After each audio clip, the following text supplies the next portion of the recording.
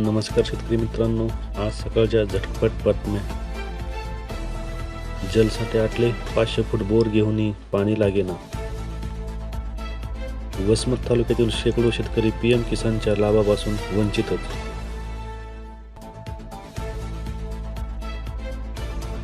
आता सोसायट्यातून मिळणार औषधे आणि CSC केंद्राचा सेवा. 200 सोसायट्या होणार डिजिटल. पूर्णाचे वाहून जाणारे पाणी थांबवणार. केदारखेड्यातील कोल्हापूर बंधाऱ्याच्या दुरुस्तीसाठी 5 कोटींचा निधी. उदगीर समितीत चिंचेची आवक सुरू. 9 ते 12,000 प्रति क्विंटलचा भाव. आवक वाढण्याची शक्यता. अच्छे दिन.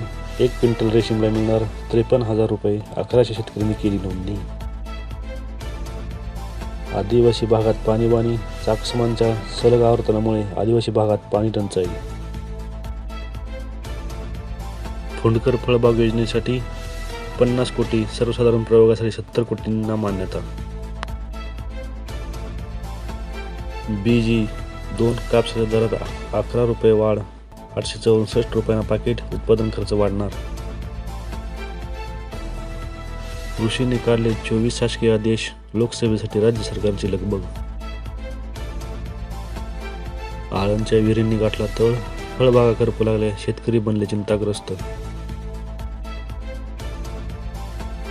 तुरीची हेक्टरी उत्पादकता 9 क्विंटल पेक्षा जास्त. जालना आणि बीड जिल्ह्यातील स्थिती.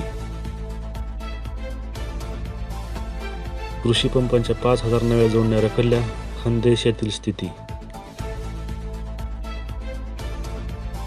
सोयाबीन आवकेत घट. सोयाबीन निर्मितीत वाढ. सोपाचा अंदाज.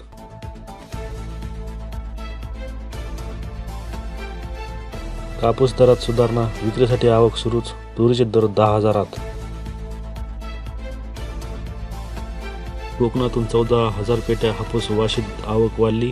पेटीचे दर 2,000 पासून 6,000 पर्यंत. कमाल तापमान 37 अंशापार. सोलापुरात उच्चांकी 41.1 अंश तापमान. मोहोळमध्ये 29 नवीन तलाठी कार्यालयाची मागणी.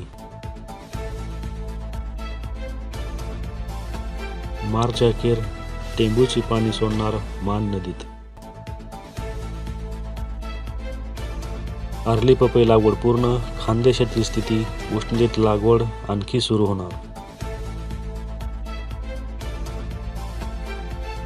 5 जिल्ह्यात सरासरीच्या 49% उन्हाळी पिके. 35,000 हेक्टरवर लागवड.